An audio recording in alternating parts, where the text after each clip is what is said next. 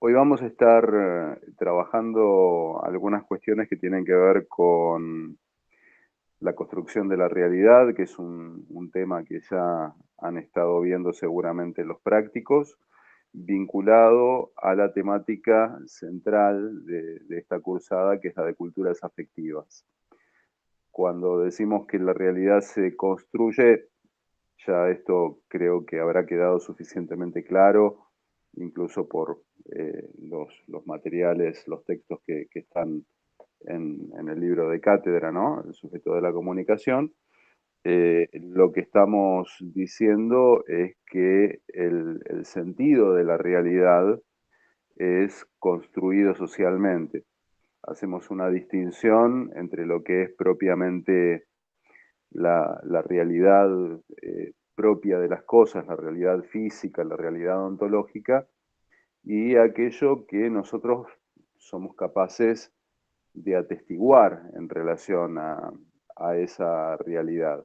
Ese testimonio que cada uno de nosotros da no es la realidad, sino una interpretación, pero es finalmente lo único con lo cual tenemos contacto, con lo que percibimos, lo que interpretamos, lo que transmitimos en nuestras discursividades y que se acomoda en ese lugar de lo real, entre comillas, que es lo imaginario, lo social, lo discursivo.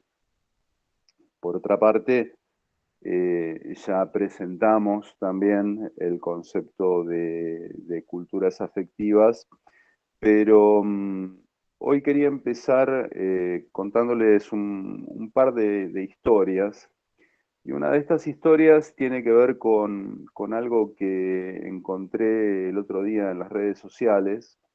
Es una secuencia fotográfica que nos muestra algo que tal vez desde nuestro sentido común hubiésemos considerado imposible, que tiene que ver con una relación entre dos individuos de dos especies completamente diferentes.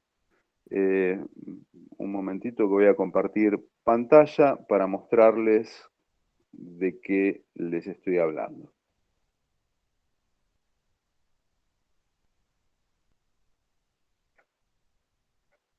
Esta imagen eh, fue la primera que vi en redes sociales. El texto en inglés que está traducido debajo en español, lo leo por si alguien tiene eh, la imagen muy chica en pantalla. Dice: un fotógrafo capturó el increíble momento en que un ratón y una rana se hicieron amigos en Indonesia. Y la secuencia fotográfica es la siguiente. La primera de las fotos, la segunda, una imagen particularmente tierna. La gente, por supuesto, comentaba, decía, los animales, qué buenos que son, qué sabios que no se vinculan desde la agresión, que los seres humanos deberíamos aprender, por supuesto, de ellos. Miren qué simpática esta foto en particular, ¿no? Con el ratoncito rascándole la cabecita a la rana, dándole un besito. Las fotos realmente de una nitidez impresionante, un muy buen trabajo del fotógrafo. Y acá terminaba la secuencia. Creo que quedaba todavía una fotografía más. Esta era la última fotografía de la secuencia. Y lo que les comentaba, ¿no? Los comentarios de la gente, pero de a cientos, de a miles, elogiando lo maravillosa que es la amistad entre un ratón y una rana. Y en alguno de los comentarios alguien ponía: ¿por qué no ponen la secuencia completa? Y agregaba la foto que faltaba, que era esta.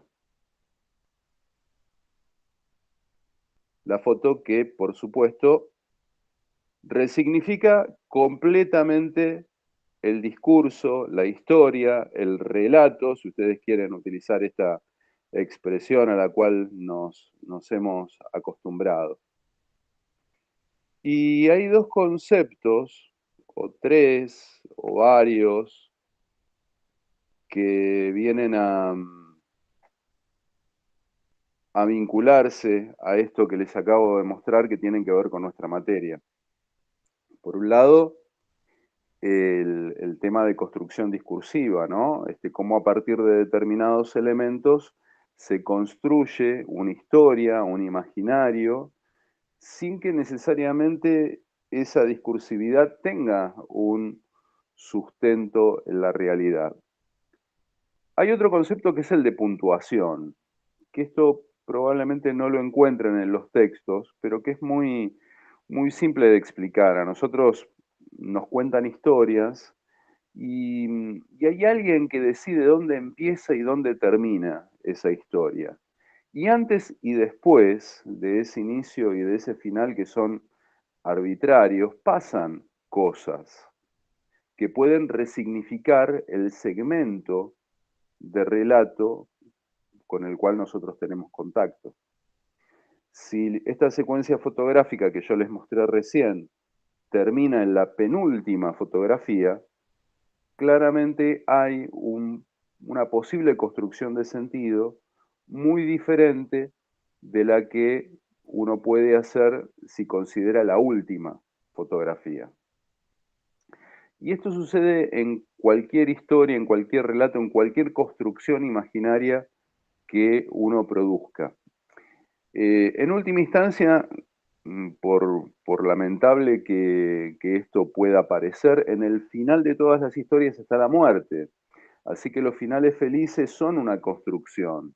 Y probablemente los finales tristes también, porque la carga que uno le ponga, negativa o positiva, a cualquier cosa, inclusive al hecho inevitable de la muerte, es una carga significativa que no tiene que ver con la realidad, sino con una lectura, con una interpretación. Ahora, lo cierto es que hay historias cuyo sentido nos resulta más simpático que otros. Y esta carga de afectividad tiene que ver con construcciones que derivan directamente de esto que nosotros hemos denominado culturas afectivas. Vale decir, una arquitectura de sentido que nos es enseñada, que adquirimos a través del aprendizaje y a través del contacto cotidiano y constante con nuestros semejantes, con nuestra sociedad, que nos hace saber, sin que seamos conscientes necesariamente de ello, cuándo algo es bueno, cuándo algo es malo, pero no me refiero a bueno o malo desde el punto de vista moral, que también, sino desde el punto de vista afectivo. Cuándo algo me debe hacer sentir bien, cuándo algo me debe hacer sentir mal, cómo debo reaccionar emocionalmente frente a determinados contextos o situaciones. O cómo se arma, como en este caso que acabamos de ver, una historia que yo decido puntuarla de determinada manera para que sea un relato feliz y no un relato dramático.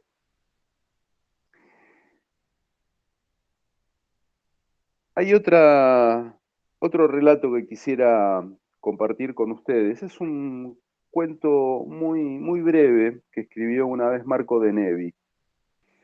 Se los leo, es muy cortito.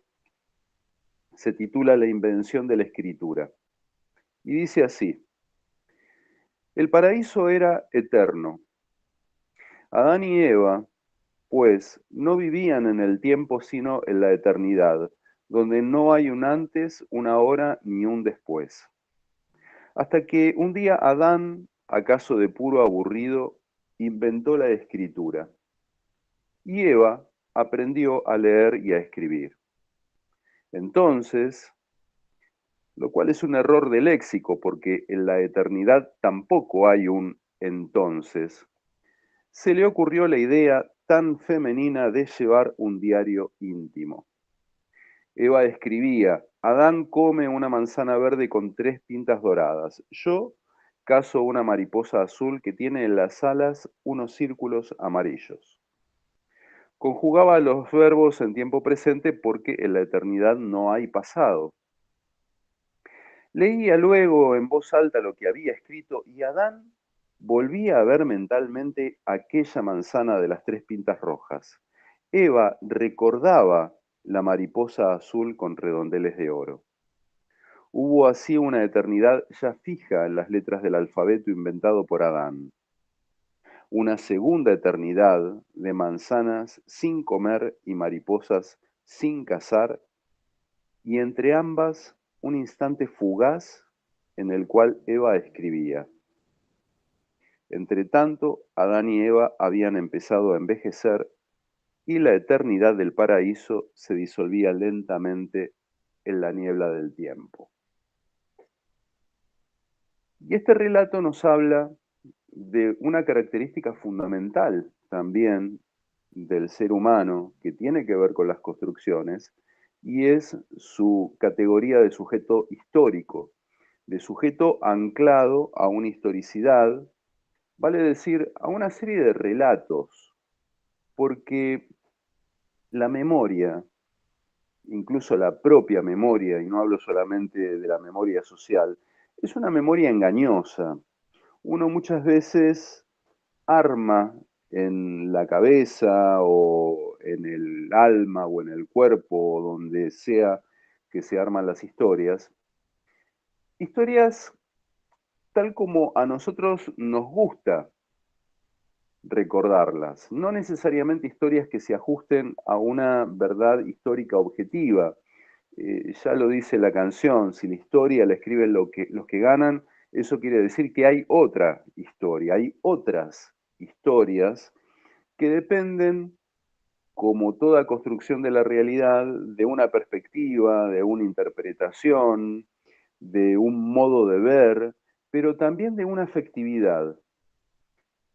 Cuando un recuerdo es demasiado penoso, hay un mecanismo que tiene que ver con lo psicológico, que tiene que ver también con lo afectivo, que puede o anular este recuerdo o metamorfosearlo, cambiarlo,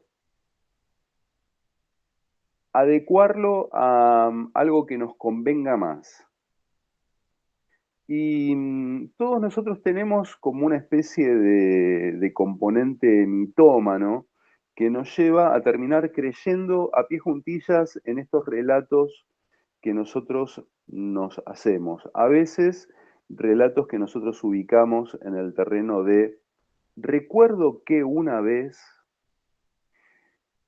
Tiene que ver todo esto también, por supuesto, con lo que hablábamos en nuestro anterior encuentro de las identidades, identidades que también son construidas, que también son discursivas, que también determinan afectos, porque cada vez que yo me encuentro con otra persona, con otras personas, se ponen en juego vínculos que están determinados directamente por estas construcciones según si el otro me cae simpático o no, según si presiento en el otro una amenaza o un aspecto potencialmente colaborativo, etcétera, etcétera, etcétera. Quería traer a este encuentro un par de autores. Uno de ellos es un autor que está últimamente muy de moda, que es el filósofo israelí Yuval Harari. En un libro titulado De animales a dioses, Harari introduce un concepto que me parece muy interesante, que es el concepto de intersubjetividad. Usualmente nosotros estamos acostumbrados a trabajar los conceptos de objetivo y subjetivo. Lo objetivo es lo que tendemos a anclar al mundo físico de las cosas tal cual las cosas son, y lo subjetivo tiene que ver con todo aquello que no tiene un componente real, sino una apreciación que es dada desde el sujeto sobre el objeto que está ahí, dado, puesto de una vez y para siempre. Lo que dice Harari es que en las relaciones vinculares entre los sujetos se establece una dinámica que es la que él denomina intersubjetividad, que en los hechos determina realidades. Realidades sociales, pero que van a tener consecuencias absolutamente pragmáticas incluso en el mundo físico. Pone Harari el ejemplo de una empresa. Concretamente, él toma la firma, la automotriz Peugeot, y se pregunta si Peugeot es algo que existe o que no existe. Y por supuesto, esta empresa tiene activos, tiene plantas, tiene personal, es de hecho una entidad jurídica, es decir, la ley la reconoce como un ente existente. Y sin embargo, no hay absolutamente nada que pueda ser anclado a una realidad objetiva permanente. Quiero decir, todos esos activos que tiene Peugeot perfectamente podrían ser vendidos, reemplazados por otros. Los responsables jurídicos, que es el directorio de la empresa, con toda su estructura que determina la existencia legal de Peugeot, pueden ser perfectamente intercambiados unos por otros. Renuncia el presidente o es despedido y es puesta otra persona en ese lugar y sin embargo la entidad como tal permanece, subsiste. No hay una, una implicación geográfica necesaria, no hay una identidad personal necesaria, pero todos nos hemos puesto de acuerdo para entender de qué se trata. Peugeot tiene acciones que cotizan en bolsa, etcétera, etcétera. La realidad, entre comillas, de la existencia de esto que se denomina empresa Peugeot depende, dice Harari, de un acuerdo más o menos tácito al cual hemos llegado entre todos. Lo mismo podríamos decir, por ejemplo, respecto del valor del dinero. ¿Qué es lo que hace que un papel, un billete, la acción de una empresa, cualquier representación una representación abstracta de un valor tenga un valor en sí? Bueno, la confianza, podría decir uno, pero fundamentalmente antes de la confianza, el acuerdo intersubjetivo que lleva a que eso se transforme en una noción compartida entre todos. Lo mismo vale finalmente también para las nociones de valor moral, lo que es bueno, lo que es malo. Lo mismo vale también para la determinación de los afectos, la cultura afectiva, aquello que me debería hacer sentir bien, aquello que me debería hacer sentir mal. Eh, por supuesto, hay factores objetivos, nadie está negando esto. Si uno siente dolor, el dolor lo siente uno y ese es un dato que no tiene que ver con lo imaginario. Pero el valor que uno le puede dar a ese dolor, lo mismo que el valor que uno le puede dar a un objeto que puede ser poseído, a una relación a la cual uno pueda acceder, o a cualquier otra cosa que uno pueda inscribir dentro de las dinámicas sociales, ese valor es un valor que está socializado. De alguna manera nos han enseñado eh, cómo debe ser vivenciado esa experiencia. Y lo que hemos dicho ya en otras oportunidades, ¿no? Una de las dificultades que tenemos para trabajar sobre el tema de las culturas afectivas como sobre el tema global de los afectos y las sensaciones es que en algún momento, en nuestra cultura en particular, si recordamos lo que son las tres grandes dimensiones del conocimiento que alguna vez planteó Immanuel Kant, esto es el conocimiento lógico-racional, el conocimiento moral y el conocimiento estético, nuestra cultura puso el énfasis mayor en el conocimiento racional, relegando la cuestión moral y relegando la cuestión estética a un muy segundo plano. Y ahí quedaron también las sensibilidades, los afectos.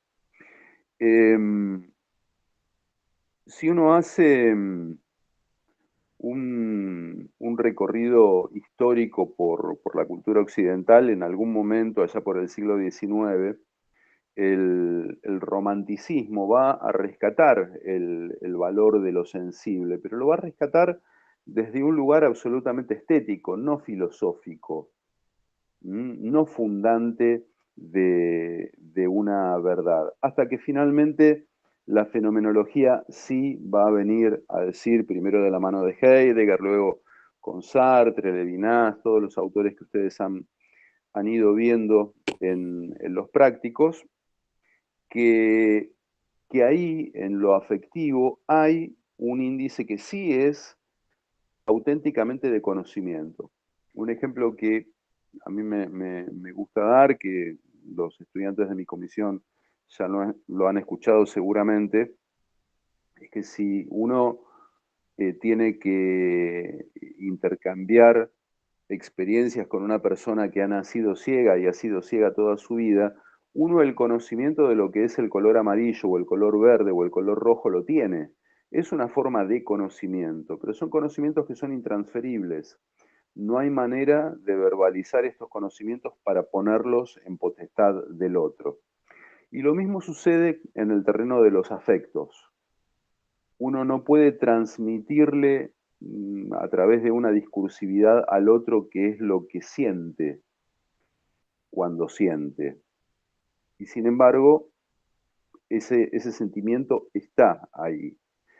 Entonces, cuando volcamos la temática de lo afectivo al terreno de las discursividades sociales, nos enfrentamos todavía a otro problema, que es que nosotros únicamente podemos saber qué es lo que nos sucede a nosotros mismos, pero jamás podemos llegar a saber qué es lo que le sucede afectivamente a los demás, más allá de las representaciones discursivas que ya sabemos.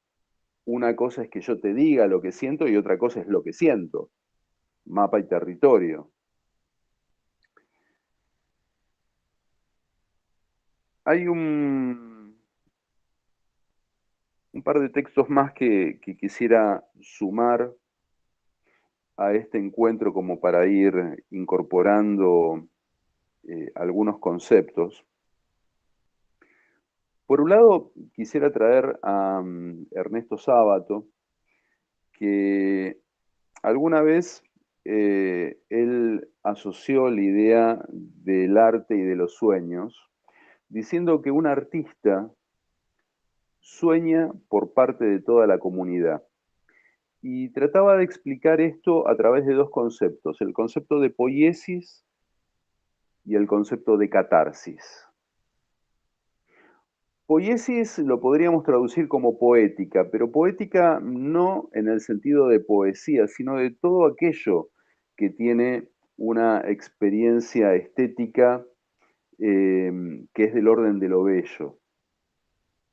Hay poiesis, dice Sábato, en la música, en las artes plásticas, en la arquitectura, en cualquier cosa generada bellamente por el hombre. Acá por ahí cabría hacer el paréntesis del planteo que en su momento tenía Kant en relación a esta cuestión. Si han leído alguna vez el Tratado sobre lo Bello y lo Sublime, ¿no? Kant ponía el carácter de sublime en la naturaleza y el carácter de lo bello lo enfocaba en las cosas hechas por el hombre. Y tenían como dos naturalezas diferentes. Uno podría preguntarse si cuando uno percibe algo que le agrada, algo hermoso, una canción que me moviliza, que me conmueve, un cuadro, un poema, una obra de teatro, un jarrón, lo que sea. Si la belleza está puesta en el objeto que estamos apreciando, o si corresponde a la apreciación del sujeto. Algo así como creo que en alguno de sus teóricos decía Daniel Lutzky, cuando uno habla de la percepción de la luz. La luz es algo que yo percibo fuera de mí o que percibo dentro de mí. Y la respuesta en realidad es como muy imprecisa. La respuesta parecería estar como en la relación, como en el vínculo. Volviendo entonces a Ernesto Sábato, Sábato decía que cuando uno duerme y sueña, lo que está haciendo es poner en juego un proceso catárquico. Vale decir, cuando soñamos, uno se enfrenta de alguna manera a situaciones como si fuese una prueba, situaciones que son como un previo a la vida real. Entonces, si yo me acuesto preocupado por determinado problema, puede ser que sueñe con ese problema en busca de determinadas resoluciones. O puedo tener un conflicto que radica en mi inconsciente, que durante el sueño se libera, y el sueño busca de algún modo resoluciones posibles a ese conflicto. Y cuando tengo pesadillas, probablemente mi inconsciente lo que está haciendo es enfrentándose a ese miedo que tiene, que prefiero enfrentar ese miedo en el mundo onírico y no en la vida real. Y también el sueño es una forma de canalizar pulsiones. Dice Sábato, por ejemplo, que él duerme y sueña que mata en su sueño a su jefe. Y después se despierta, se baña, va al trabajo y cuando llega al trabajo lo saluda al jefe, al mismo jefe que acaba de matar en sueños. Y a través, puede ser un jefe, puede ser un profesor, ustedes elijan, digo, el personaje. Eh, y a través de esta representación imaginaria, lo que hago es liberar como esas ganas. Pues ya está, ya vivencié esa experiencia de haber sacado mi odio, ese odio que no podría en la vida real sacar del mismo modo, lo saco a través de esta representación onírica y así es como que se tranquiliza mi pulsión, se calma. Y dice Sábato que el arte cumple exactamente la misma función, con la diferencia de que lo onírico es absolutamente individual y el arte tiene un componente social. Por eso dice, los artistas sueñan por toda la humanidad y pone, por ejemplo, el ejemplo de Crimen y Castigo, de cualquier novela de Dostoyevsky, donde hay montones de situaciones perversas, ¿no? Eh, Perversiones en las cuales uno probablemente, una persona normal, no incurriría en la vida real, pero a través de la representación imaginaria de esos personajes, uno canaliza esos deseos, esas ganas.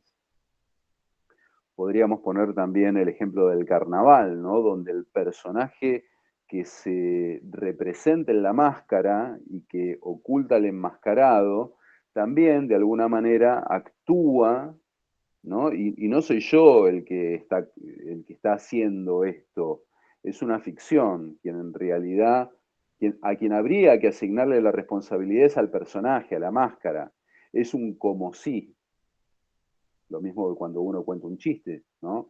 Freud dice, detrás de todo chiste hay una dosis de verdad. Es un chiste, dice uno, sí, pero en el medio lo dijiste. Eso que no siendo humor no te hubieses animado a decir. Eso es la catarsis, entonces. Y la catarsis también es un proceso afectivo.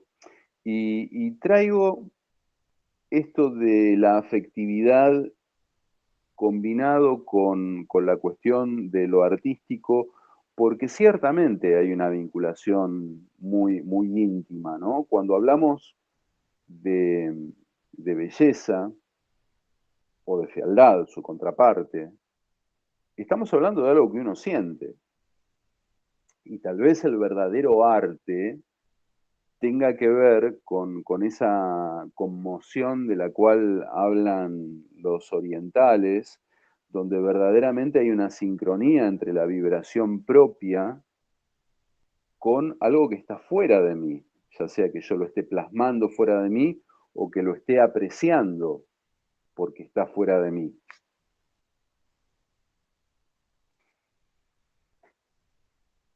Tiene mucho que ver con la temática del Zen esto, con la salvedad de que desde el punto de vista del Zen existiría la posibilidad de disolver los límites yoicos para integrar una entidad más amplia, ¿no? Donde esas identidades, esas fronteras que delimitan las identidades, por un instante al menos quedarían borradas. Y desde nuestro punto de vista, podemos generar simulacros, pero no podemos ir mucho más lejos que de un simulacro. Siempre es un más o menos, una aproximación, una ilusión.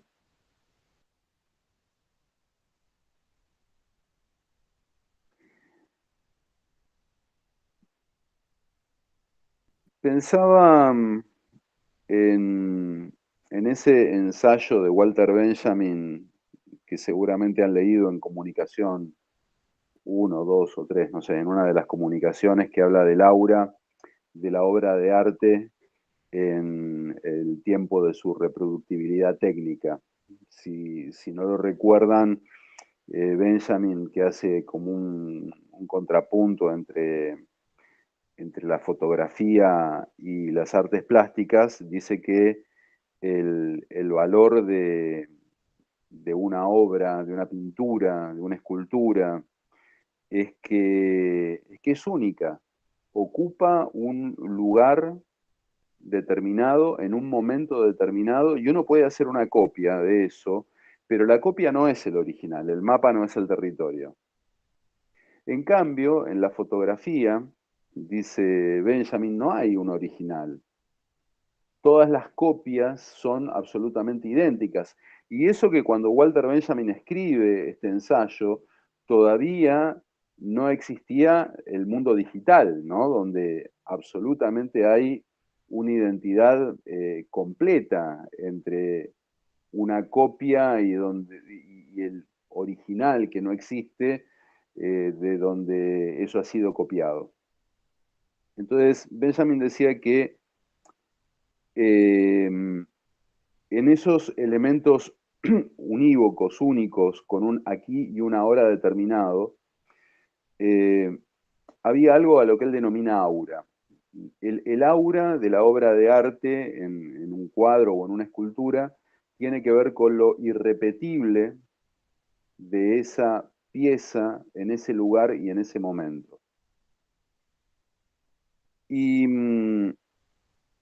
planteaba Benjamin la pregunta, no sé si respondida de un modo cabal, de qué sucedía con los afectos, qué sucedía con las sensibilidades en el caso de un objeto estético con un aura propia y en el caso de un objeto estético donde el aura no tenía existencia, no tenía presencia. Y a mí que me gusta desvirtuar los textos de todas estas gentes buscándole interpretaciones eh, propias, se me ocurre preguntarme si no sucede exactamente esto mismo con las personas, con los contactos vinculares entre las personas. Por supuesto, las personas sí tienen siempre un aquí y un ahora. Somos seres delimitados por una corporeidad y por una temporalidad. Pero la percepción que tenemos de esa corporeidad en una temporalidad determinada, de un tiempo a esta parte, viene siendo bastante vapuleada, viene siendo bastante distorsionada. El último autor que traigo para cruzar en toda esta mezcolanza de ideas, Marshall McLuhan, seguramente lo recuerdan. El medio es el masaje, se titulaba su libro más famoso, aunque en realidad la idea es el medio es el mensaje. O, dicho de otra manera, más clara, los medios tecnológicos determinan las condiciones de producción y de recepción de los mensajes vehiculizados a través de esas tecnologías. No es lo mismo un mensaje, aunque el contenido sea básicamente el mismo, que yo pueda transmitir por radio, que si lo transmito por televisión, que si lo escribo en un ensayo, que si lo trato de comunicar a través de Twitter. Cada medio tiene características específicas que hacen a la resignificación de ese contenido concreto y puntual. Cuando uno habla de medios de comunicación, uno podría preguntarse cuál es el mensaje. Y los mensajes nunca son unívocos, nunca son únicos. Cuando nos comunicamos, comunicamos a través de un montón de dimensiones significativas que son simultáneas. La pluridiscursividad. Por lo general estamos atentos a uno de estos niveles discursivos, suele ser la palabra, pero todos los otros niveles subyacentes también comunican. Esto es algo que han visto cuando trabajaron sobre el texto de Joel Dor, el sujeto de la enunciación, versus el sujeto del enunciado, como el sujeto de esa enunciación en el cómo dice, en las múltiples dimensiones del cómo dice, tira significados que no son controlados por el sujeto del enunciado. Bueno, la presencia física de una persona, el solo hecho de que una persona esté presente, también es un mensaje, también supone un contenido. Por eso Sartre planteaba aquella imagen metafórica del hombre sentado en un banco solitario de un parque y lo que sucedía cuando otra persona entraba en su campo visual. No había intercambio de palabras, no había intercambio de miradas, ningún tipo de vínculo intencional, pero la sola presencia significaba algo. Entonces uno podría desandar un poco esto y preguntarse qué es lo que sucede cuando la presencia física de la persona queda enmarcada en las tecnologías de mediatización. ¿Qué pasa con el significado de esa presencia?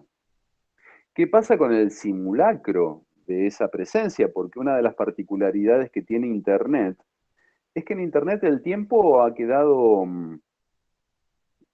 como cancelado en cierto modo. Tampoco es algo que surja con Internet. Uno ve una película vieja de los años 30, de los años 40, y de repente se pone a pensar que toda esa gente que está ahí en la pantalla moviéndose, hablando, toda esa gente tal vez ya está muerta, ya no existe más.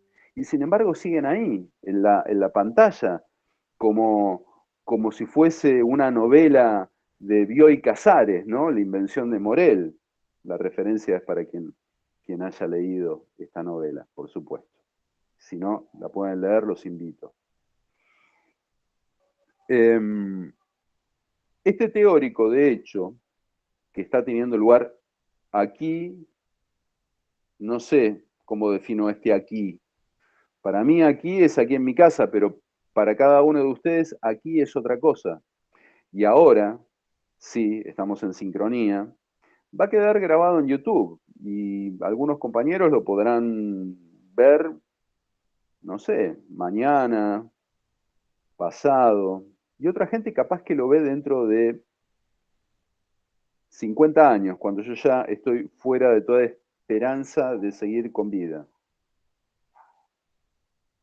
No es pesimismo, es realismo, diría un docente, colega de esta casa. Y sin embargo, las sensaciones afectivas que se ponen en juego tienen que ver muchas veces con esa representación, ¿no? Por eso los invito a leer la Invención de Morel, que es la novela que cuenta en definitiva cómo una persona se enamora de una imagen tridimensional de una mujer que él cree que está ahí, pero no. Y cuando descubre que en realidad no está ahí, que era nada más que un holograma, ya es tarde. El afecto ya ha tenido lugar, a pesar de que el objeto de ese afecto no exista. Los afectos funcionan sobre una lógica de representaciones, precisamente. La Rosa del Cairo, ¿no? También podríamos mencionar para que le guste las películas de Woody Allen. No nos enamoramos de un otro, nos enamoramos de la representación imaginaria que creamos más o menos arbitrariamente de ese otro. Pero, pero este más o menos arbitrariamente, y acá volvemos al nudo de la cuestión, no es algo que se me ocurrió a mí desde mi más completa libertad. Tiene que ver con esta cuestión histórica que nos toca a todos y cada uno de nosotros, de, de representaciones simbólicas y discursivas que hemos ido aprendiendo y aprendiendo también, ¿no? Incorporando a nuestro sistema cultural. Nos van enseñando cuál es el valor de cada una de las cosas que existen en, en nuestro entorno y probablemente también nos van enseñando qué es lo que debemos sentir en cada caso, frente a una justicia, frente a una injusticia, frente a alguien que sufre. Es más, parte de la cultura afectiva también determina qué cosas somos capaces de ver y qué cosas nos resultan invisibles. Invisibles afectivamente, invisibles desde el significado. Volvemos al tema identitario. ¿Cuándo un otro se constituye auténticamente como un otro? Cuando nuestra vinculación afectiva hacia ese otro lo determina como tal. Y si nuestro afecto nos lleva a un borramiento, donde lo que le sucede a ese otro en realidad no es asunto mío, no me importa, no me incumbe, lo que hay ahí en el fondo es un borramiento de orden afectivo.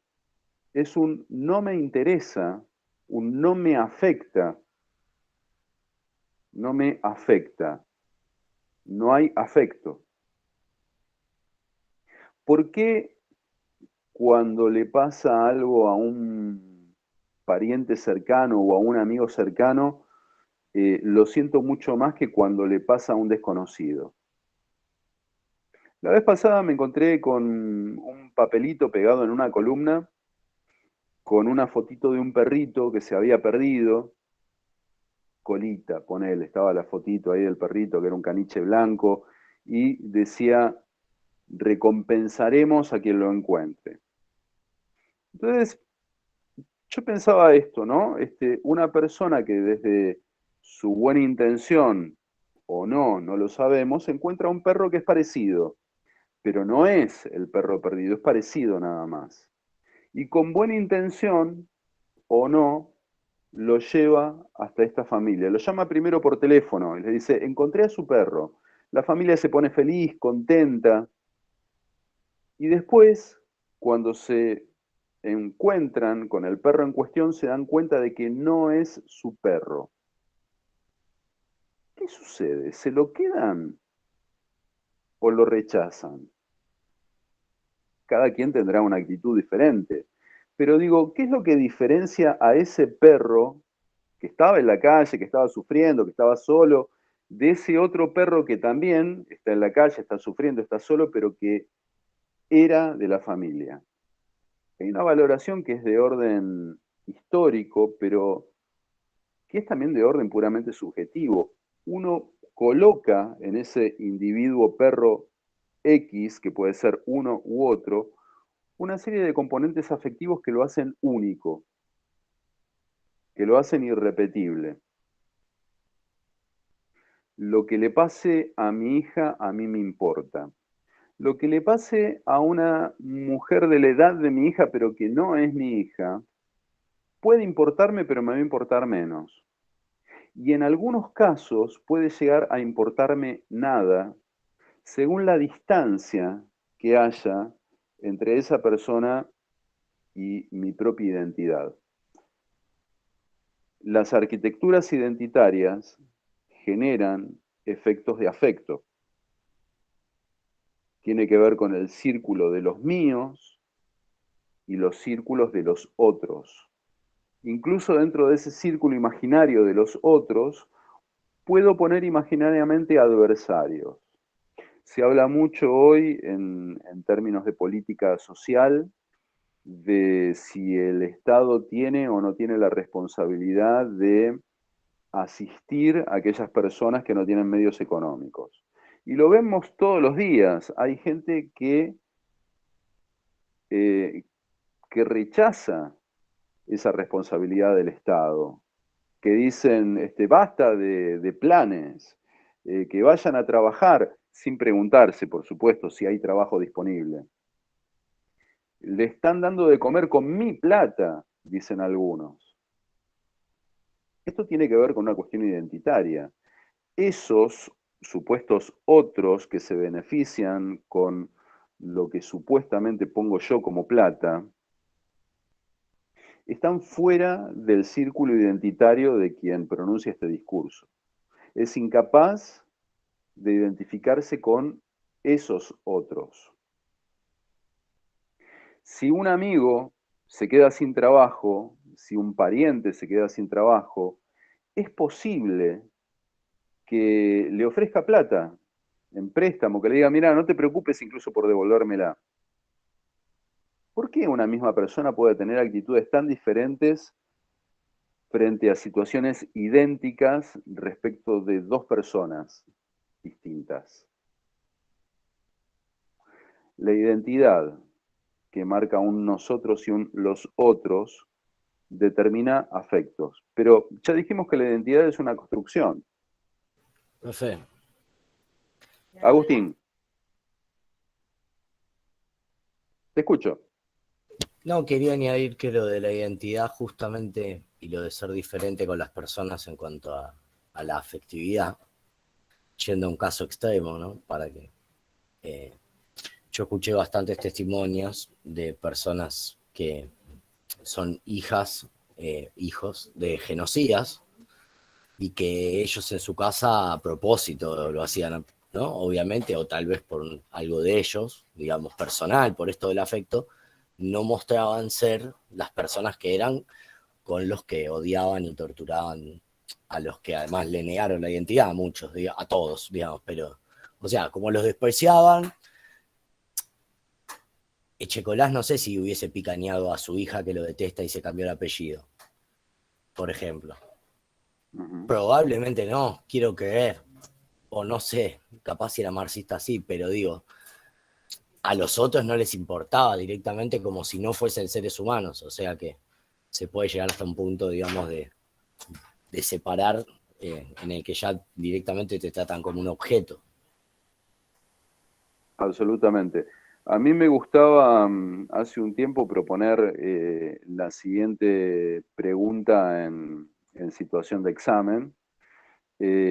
¿Cómo es posible que una cultura que discursivamente plantea me refiero a la religión católica, que todos los hombres son iguales porque todos son igualmente hijos de un mismo Dios, haya podido, durante la invasión española a América, justificar la existencia, la permanencia y la profundización de la esclavitud, ya sea de los indios o de los negros. Y la respuesta en realidad era muy simple, porque todos los hombres somos iguales, pero esos no son hombres. Es como la frase de Orwell, ¿no? De Rebelión en la Granja. Todos los animales son iguales, pero hay algunos que son más iguales que otros, vale decir, distintos. Estas construcciones identitarias determinan comportamientos, vinculaciones, pero detrás de todo eso, junto con todo eso, también está la cuestión de lo afectivo. Eh, una experiencia bastante interesante es cuando una persona tiene una discursividad negativa sobre un determinado individuo o un determinado colectivo de individuos, es enfrentar, pero cara a cara, a esa persona con su supuesto oponente, tal vez sin decirle de quién se trata, y una vez que está establecido el contacto presencial, es muy difícil sostener esa animadversión, que es otra cosa también para pensar respecto de lo mediático, ¿no? Si lo mediático ayuda a acercarnos al otro, o si por el contrario, al generar una representación no corpórea, aleja. Es una pregunta para la cual no tengo una respuesta definitiva y clara, Y pero me por parece que es ejemplo, interesante. Sí, esto te de, escucho, no, que Agustín. digo con esto de los medios, o sea, ahora que está muy de moda, yo no quiero criticar ni a favor ni en contra porque no la vi, pero digo, el marginal y todos empatizan con el Diosito, el protagonista del marginal, y en realidad todos cruzan a la vereda del frente de Diosito, todos lo desprecian, y cuando sale encapuchado porque hizo un crimen, todos o muchos le desean violación adentro de la cárcel, torturas adentro de la cárcel, que se pudra y no salga nunca más, y que no respire prácticamente. Y de hecho, o sea, lo que yo estoy diciendo está perfecto porque es en los sentidos comunes que nos manejamos. Tal vez otro compañero o compañera o otro que me pudiese escuchar desde el metaverso diría, ahí está el que defiende a los chorros, el que defiende a lo que matan, el que defiende ahí está. Y con eso cerramos la discusión. Y que se pudran, y que se mueran, y que se esclavicen, y que entonces a otra vez el otro, que no es ni otro, porque cometió un acto inhumano, que a veces mejor no saber. Yo conozco gente que labura con gente que está presa, y que para poder laburar necesitan no saber, para poder empatizar con ellos, muchas veces necesitan no saber, porque todos somos humanos del otro lado también, ¿no? Si te van a decir, no, yo estoy acá porque violé 5 mujeres, maté 3 bebés, bueno, para un poco, o sea, no. Y ahí también se aparece como una extranjerización total, bueno, ese otro ya no es otro, ¿no? Ujú. Ya. Usaste, Tampoco lo digo porque yo lo pueda manejar y sea perfecto y a todos los considere como el mejor samaritano, no, digo porque es lo que nos pasa, o sea, lo comento como algo que noto que pasa mucho y que me pasa a mí también. usaste la palabra extranjerización, ¿no? Y me vino a la mente la novela El extranjero de Albert Camus, donde el protagonista de la novela en un punto es pintado como un monstruo precisamente porque no tiene la capacidad de sentir empatía. La empatía es una capacidad intrínsecamente humana, pero también quiero decir esto, que el reconocimiento de los territorios, de cualquier territorio, es de por sí siempre muy complejo. La mecánica de mapear un territorio, y cuando digo un territorio me puedo referir a una persona, me puedo referir a un grupo social, étnico o lo que ustedes quieran, la lógica misma de mapear es la de simplificar. Cuando simplifico, para comprender, por supuesto, también bastardeo. el territorio original. Pero el proceso analítico es, elijo una serie determinada de datos que hacen a ese territorio y relego otros. Tomo unos datos y otros los dejo de lado, no los considero. En parte porque, por otro lado, nuestra capacidad perceptiva y de elaboración intelectual también es limitada. Digo, por más de que yo no quiera hacer esto, lo voy a terminar haciendo de todos modos. Y cada persona hace un recorte de datos supuestamente relevantes que es diferente al recorte de otras personas. Esto es, construimos realidades distintas. Hay un promedio que tiene que ver con ciertas normas sociales que nos llevan a, bueno, a convenir recortes más o menos parecidos según a qué grupo de pertenencia responda cada uno de nosotros, ¿no? Pero en definitiva, según yo haya generado un recorte u otro, voy a generar una realidad diferente y voy a generar también una afectividad diferente. Es esto que vos decís, Agustín. Me niego a ver determinados aspectos del problema porque, a ver, de vuelta, ¿no? La psiquis humana tiende a la comodidad. Nos molesta desde el punto de vista de nuestra estructura psíquica la incertidumbre. Preferimos vivir en un estado de error, pero no de incertidumbre. Y el estado de error permanente es dar por objetivamente ciertas las lecturas interpretativas que hacemos de de las distintas dimensiones de la realidad. Como bien aporta Asociación Civil Soles en el Camino, es María Marta en este caso, para que ustedes sepan. Como bien aporta María Marta, es un modo de no enfrentarnos a la angustia, de no tener que enfrentarnos a la angustia. La incertidumbre genera angustia. Y nadie se lleva bien con estas cosas. Entonces, simplificamos para entender, a pesar de que vamos a terminar entendiendo un objeto que está desvirtuado, simplificamos para sentirnos mejor, es lo que yo suelo decir de la zona de confort. No me quieran sacar de mi zona de confort, estoy, por definición, muy cómodo ahí. Pero a veces salir de la zona de confort es la única manera de acceder a un punto de vista más enriquecedor sobre un determinado problema o aspecto. Pero yo no me quiero ir de ahí, estoy cómodo, es muy confortable. Entonces, ahí vienen las construcciones que también tienen que ver con la revalidación de aspectos que uno ha dado por ciertos a pesar de que no ha tenido nunca la posibilidad de comprobar si efectivamente son ciertos o no. Sí, todos no sé, los de tal grupo son de tal o cual manera. De tal grupo, digo como un genérico, la diferenciación puede estar por clase social, por pensamiento político, por género, por lo que a ustedes se les ocurra, por nacionalidad.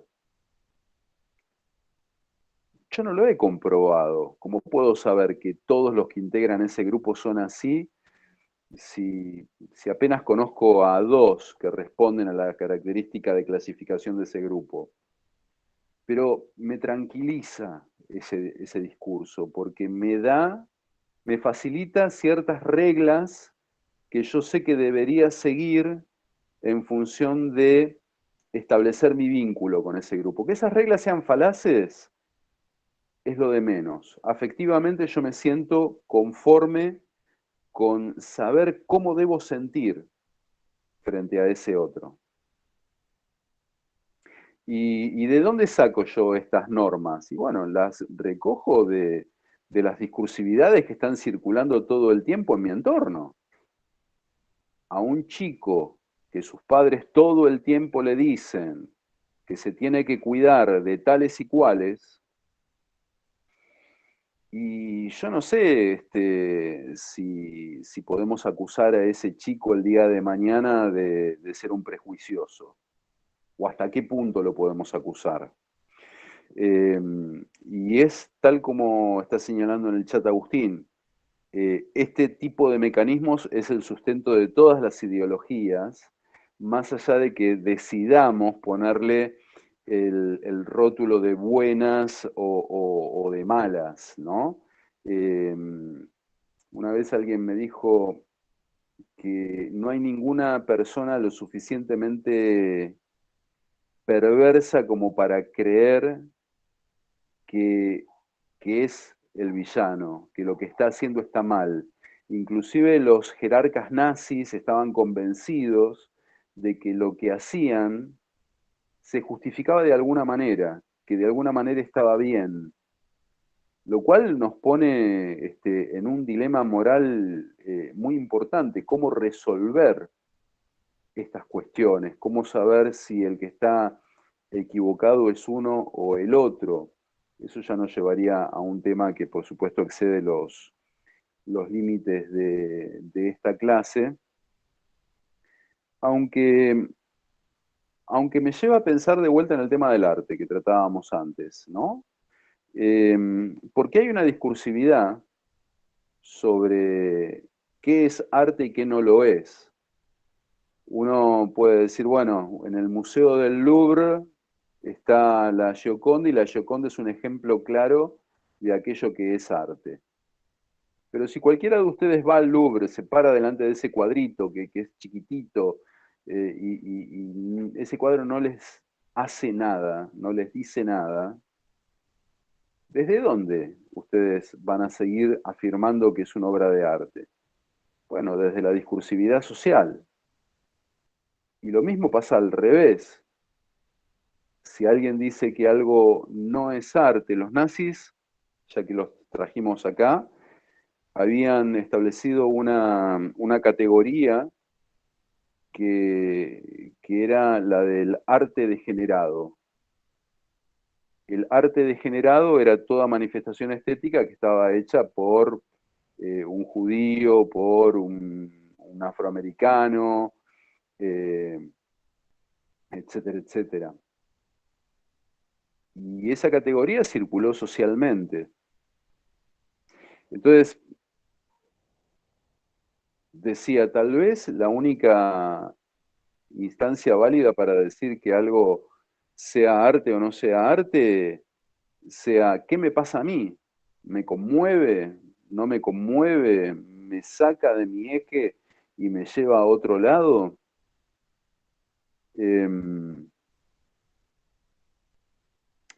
Digo, en todo caso, lo importante en el terreno del arte sería poder distinguir con alguna claridad si algo me gusta porque me dicen que es lindo o porque realmente me gusta. Y no siempre es fácil identificar un caso del otro. Tantos millones de moscas no pueden estar equivocadas, dice el dicho, ¿no? Eh, y es lo que sucede muchas veces en el caso de los fenómenos que analiza la psicología de las masas, donde no es que haya un líder carismático necesariamente, pero sí muchas veces hay un imaginario colectivo que, que yo termino adoptando frente a la necesidad imperiosa de eludir la incertidumbre. Entonces compro esa verdad, entre comillas, que está ofrecida ahí a mano, me identifico con ella, me identifico con aquellos que dicen creer en esa verdad, constituyo un nosotros y desde ese nosotros determino mi identidad y determino también mi relación vincular con los demás. Y ahí también van los afectos, porque mi relación vincular está determinada por mis afectos y a su vez determina mis afectos. Hay una circularidad. No es que primero esté el afecto y después la relación. Son dos instancias que se retroalimentan permanentemente, circularmente.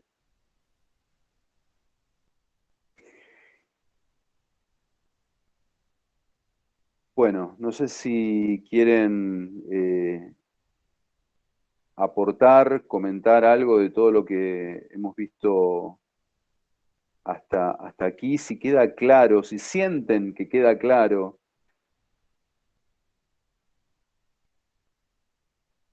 Algo que quiero que quede claro es que dentro de esta disciplina que es la comunicación, el tema de los afectos no es un adorno, no es algo que esté ahí a un costado y que sea menos relevante que la semiótica o que el estudio de las nuevas tecnologías, en absoluto, porque los afectos movilizan, nos movilizan en un grado tal que muchas veces determinan las construcciones que, que hacemos sobre los demás. Insisto, no es que una cosa esté primero y la otra después, son círculos dinámicos de permanente retroalimentación.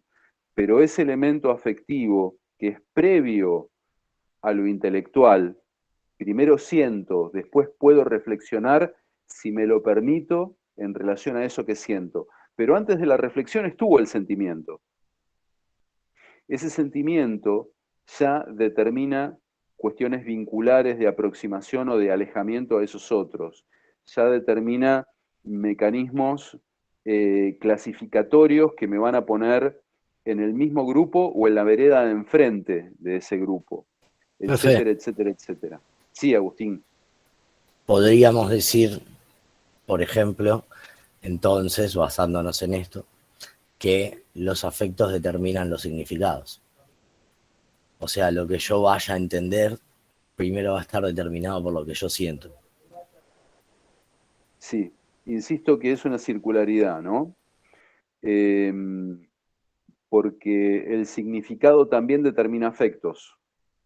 El significado que una persona le da a algo determina qué significado puede tener ese algo para mí en virtud del significado que yo le dé a la persona que significa ese objeto.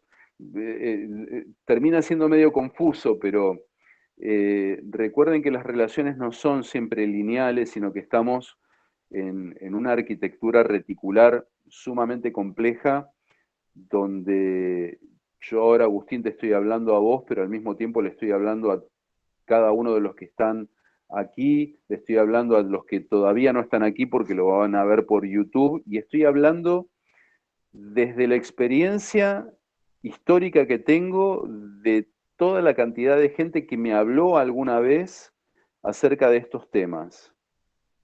Es tan intrincada la relación reticular que inclusive nos resulta imposible rastrearla, porque no solamente es reticular en el tiempo presente, sino también en el tiempo histórico.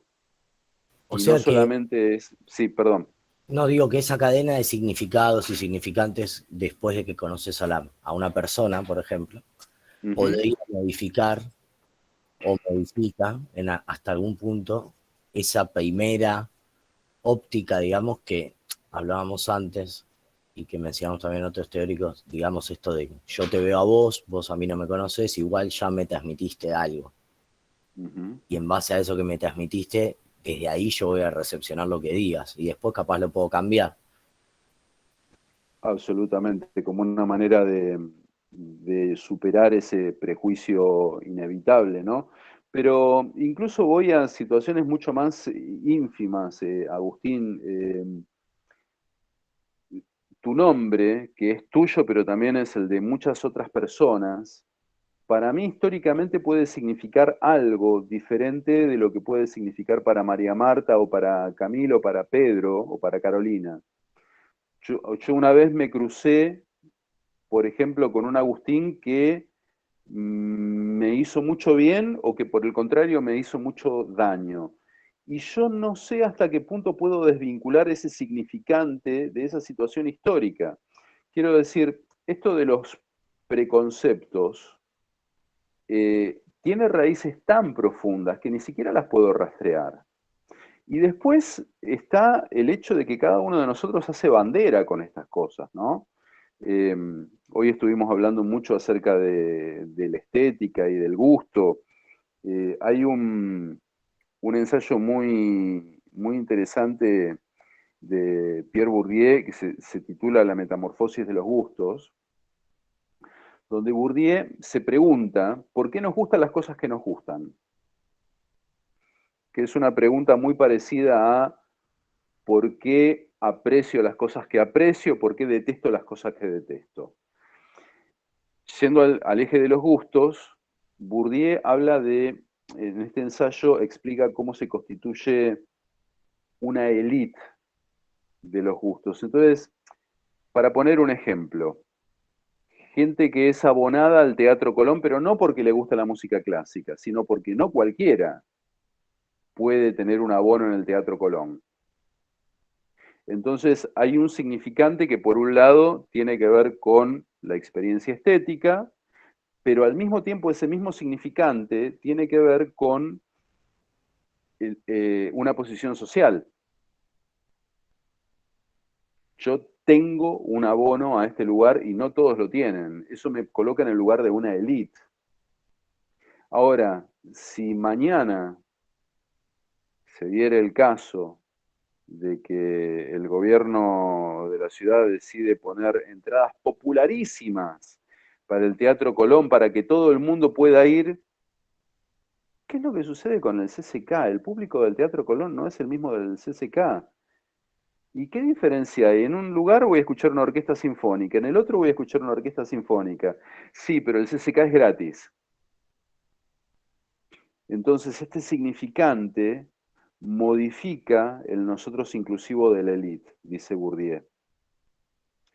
Y si a mí hoy me gusta ponerle, hoy a la tarde estuve escuchando algunas obras de Yannis Xenakis, que es un compositor griego, muy raro, que a muy poca gente le puede gustar la música de Xenakis, lo sé.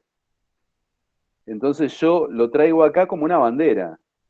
Mirá qué especial que soy que me gusta la música de Yannis Xenakis. ¿No la conoces? Ah, no sabes lo que te estás perdiendo. ¿No la entendés? Bah, allá vos. Me pone en un lugar especial, en una aristocracia cultural. Pero si mañana en la televisión aparece una publicidad de supositorios musicalizada con un tema de Xenakis y todo el mundo va por la calle pasado mañana tarareando Xenakis, creo que es imposible, pero bueno, esto es al margen. A mí me va a dejar de gustar porque ya no me identifica con ese nosotros inclusivo, con ese nosotros aristocrático. Entonces, ¿qué es lo que me gusta? Me gusta lo que significa el hecho de que me guste o de decir que me guste Xenakis. Ser de la élite, tal cual.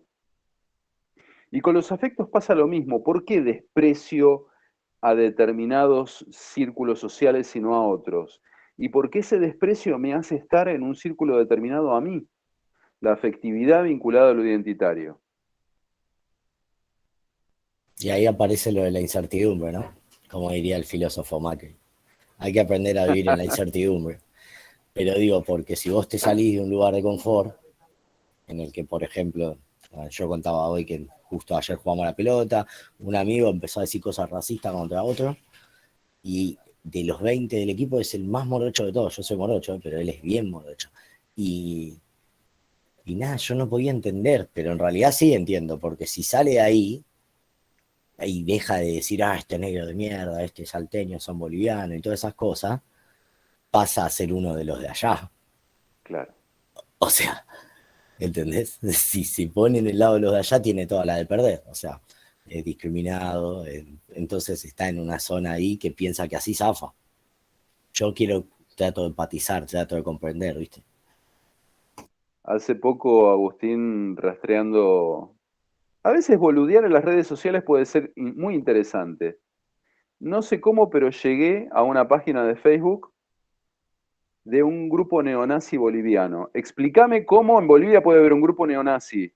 Porque aparte vos veías la cara de esa gente y definitivamente no eran el ideal de raza aria que tenían los nazis y seguramente un neonazi alemán no vería con buenos ojos eso. Pero bueno, lo mismo pasó con Bolsonaro en Brasil, ¿no? Ese ya es otro tema, pero y creo que de hecho lo tocamos en alguno de los teóricos. Cómo una persona pobre en Brasil, desplazada, podía votar por Bolsonaro. Bueno, porque esa identificación le permitía sentirse que no pertenecía a ese colectivo que es socialmente despreciado.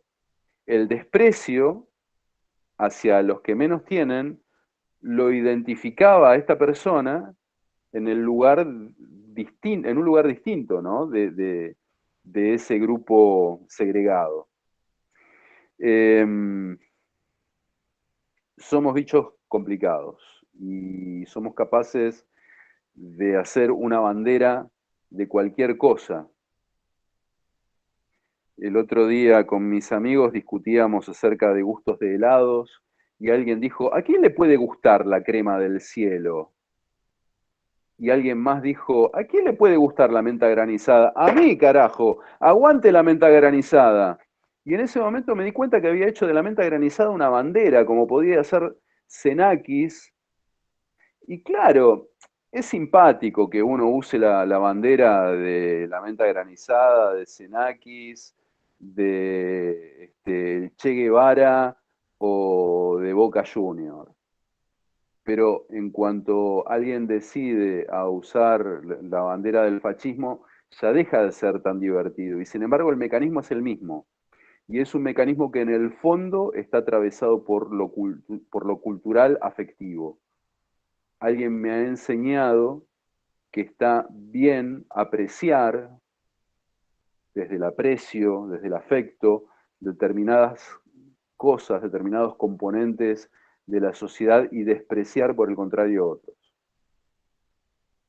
Si entendemos el mecanismo, por más de que no podamos liberarnos de él, pero vamos a poder manejarnos con mayor elasticidad, que es lo que me parece interesante. Dice Carolina, el problema es que vemos adversarios en la bandera del otro y no podemos aceptar la pluralidad de banderas. Claro, el problema es que a veces las banderas se definen por oposición.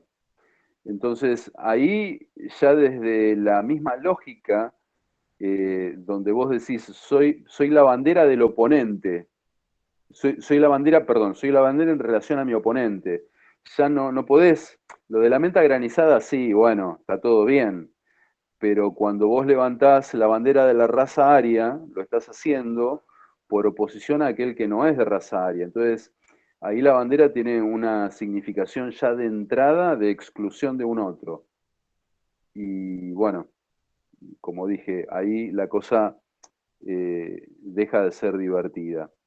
Y Agustín citaba a Charly García con aquello de, aunque cambiemos de lugar las fronteras y de color las banderas, siempre es como la primera vez, porque en la primera vez, en ese momento inicial, lo que yo necesito desde mi lugar psíquico es definir quién soy.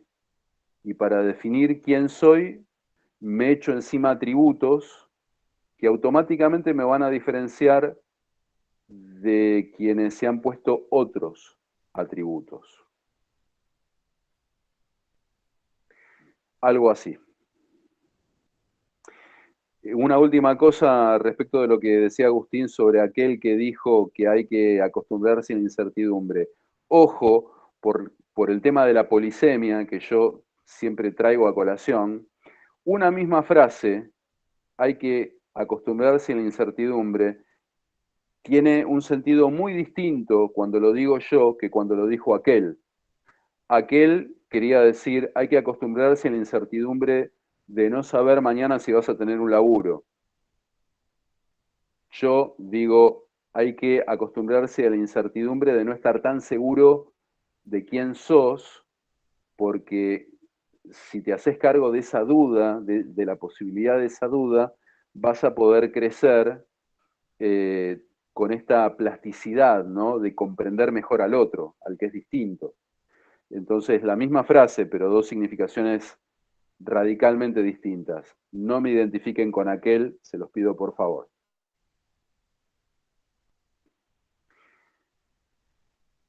Bueno, de mi parte, hasta acá. No sé si alguien quiere comentar alguna cosa más. Espero que haya sido de provecho la clase. Antes de irnos, ¿le puedo pedir su mail? Necesitamos hacerle una consulta grupal. Ay, me dan miedo estas cosas, pero sí. Igual mi mail está en el perfil de mi blog, pero ahí va.